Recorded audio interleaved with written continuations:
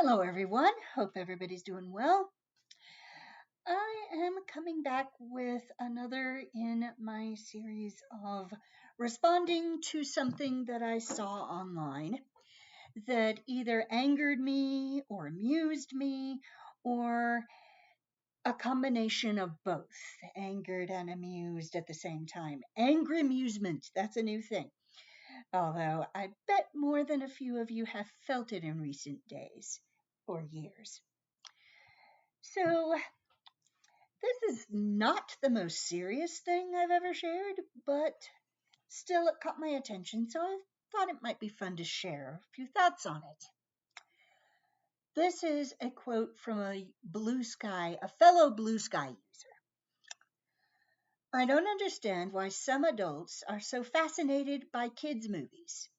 I spent my entire life growing up into an adult, and now I get to see movies with tits in them. I'm not stopping. Okay, so tone is hard to read online, but I am pretty sure that this post was intended mostly as a joke. This person's just trying to be funny and maybe getting in a little dig, a little humorous dig at the specific adults who were really excited at the time when this was posted for the Super Mario Galaxy movie. And I'm sure this poster is well aware that there is no Pixar cult. There is no secret society of Pixar fans who are going to indoctrinate you, brainwash you, so that you will only ever watch Pixar movies and you'll never see an exposed bosom on film ever again. So, pretty sure the poster is smart enough to realize that this is not happening. So, I can kind of laugh it off. It's kind of a fun way of putting it. Now I can see movies with tits in them. Although there are still a couple of problems that I'm going to want to point out later on. But shortly after I read that, got a chuckle out of it, maybe at the same time a frown. I'm wondering if I'm being judged for my own affection for animated fare. So, could laugh this off, thought it might be fun to talk about, but then a couple of days afterwards, I saw portions of a vlog from Matt Walsh, who made this statement in dead earnestness. No joking in here. I swear this man has no sense of humor. I have never even seen a picture of him smiling. He posits that at Disney World there should be guards determining who they will let in there. And if you are an adult without a child in tow, you do not get admitted to the parks. In other words, no child free admittance, because he argues there is no reason why anybody without kids would even want to go to Disney World. So one is a joke, the other dead serious, and the two different comments made with, I think, different intentions, but still the target seems to be the same kind of person, that is the Disney adult. So that means that I should really think about why I, a 50 something, with my luxuriant gray hair, why do I love animated films like Wolfwalkers and also enjoy animated TV shows like Gravity Falls and DuckTales, the reboot, not the original DuckTales that came out right at the end of what I would call my adolescence, but but the 2017 DuckTales. In other words, the one that I would not have a nostalgic connection with. Because if you're rewatching something that you watched as a kid, then they'll kind of give you a pass. But if you're watching something that is made, they say, for a child audience, and you didn't watch it as a kid, it didn't even exist when you were a kid, then that's weird. That's sus. So Gravity Falls wasn't around when I was a kid. DuckTales 2017 was not around when I was a kid. The Owl House was not around when I was a kid. And I have gotten immense joy, immense pleasure out of watching these shows. So why? What do they have to offer me as a gray haired 50 something? So, I'm going to address this point by point. I made an outline and everything.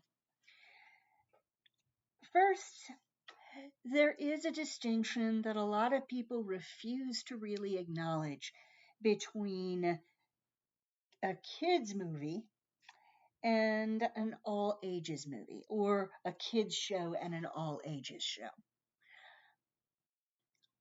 A kids show or movie is made exclusively to entertain children, and no effort is made to inject any kind of complex storytelling, interesting themes, layered characters. There's no attempt to put that kind of thing in the movie because kids don't really care about that when they're a certain age. Examples of this would be the Minions movies. In fact, most of what Illumination, the studio, puts out, and the Paw Patrol movie. Paw Patrol the show and then the Paw Patrol movie. These are very specifically children's entertainment. But then we have what we would call family films or TV shows and things that are intended for all ages audience. And these would include things like, let's say, The Wild Robot from DreamWorks, the How to Train Your Dragon trilogy, and most of the films of the Disney Renaissance. I guess I would call it the good stuff, because this is where you do get layered characters. You do get a little bit of some complexity in storytelling. These movies are not afraid to take some risks. These movies are not afraid to introduce some pretty substantial stakes. And their characters are interesting and engaging, and there's more to these characters than just what you see on the surface. And those are the movies that anybody who really wants to see a good story can engage with, regardless of whether the protagonist may be young or whether the medium is animation. Now, I'm not addressing here the animated films that are made very specifically for an adult audience, because those exist and people tend to forget about those. Things like Flea and Persepolis. Haven't seen Flea yet. Persepolis is amazing. I love it quite a bit. But those are specifically adult animated films, not all ages films. So they're not quite relevant to what I'm talking about here.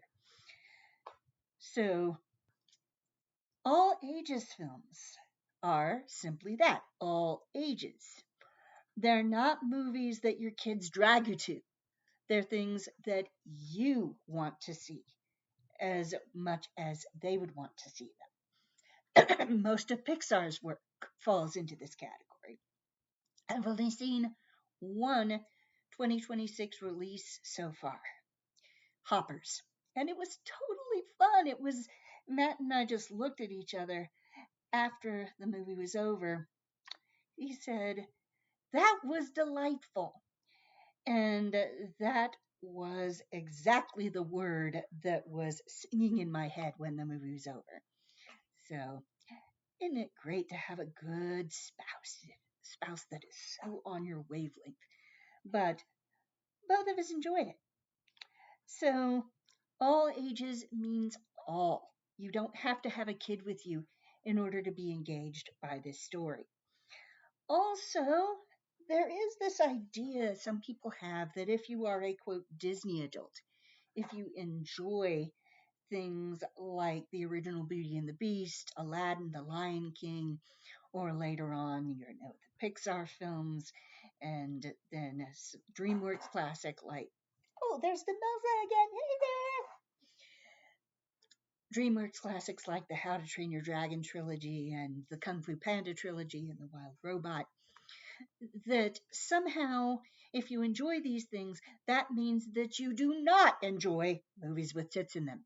It means that you do not enjoy more adult targeted fare. You're stuck in kidland. You're an overgrown child. And therefore, you're not interested in darker or more complicated forms of storytelling. That may be true for some people who enjoy animation. It is not true for my husband and me. In 2025, in 2024, I had, I think, 4 animated films on my favorites of the year list. 2025, last year, none. I had no animated films on my list. So obviously, there was not a movie made in that medium this past year that really engaged me. You can love The Wild Robot and you can also love Sinners. It's not mutually exclusive. Second, all ages films offer something that a lot of other kinds of films these days don't really. And it's something that some people wrinkle their nose at. But I think that the darker the time period you're living in, the more important it is than ever. And that is, these movies tend to offer hope. They have a more optimistic outlook than a lot of the movies made primarily for older audiences. And so that's why I gravitate toward things like Hoppers and Gravity Falls, because it's a shot of serotonin. And sometimes we need that in order to keep going. Next, I'm a fantasy fan. And whether we like it or not, right now, the best movies and shows, or most of the best movies and shows that are located in that genre, are animated. So, Wolfwalkers is a wonderful fantasy tale. So are Cartoon Saloon's other movies in the Irish trilogy, the Song of the Sea and The Secret of Kells. They're fantasies. I love fantasies. So obviously, I'm going to be drawn to these kinds of stories. And of course, when all is said and done, a good story always has value. Now, C.S. Lewis had this to say, and I know not everybody is necessarily going to be on board with C.S. Lewis, but in this respect, I do get what he is saying. He said, and I'm paraphrasing here, that when he was a child, he read fairy tales in secret. He was ashamed to be caught reading fairy tales. There she is. But when he became an adult, he put away childish things. And one of those childish things that he put away was the desire to be very grown up. So as a child, he read fairy tales in secret. As an adult, he read them openly. A good story is a good story, regardless of the target audience. And good stories are always worth enjoying. So, back for more later. I hope you've enjoyed this. If you have, please like and subscribe. And Feel free to share your thoughts, and I will see you another day.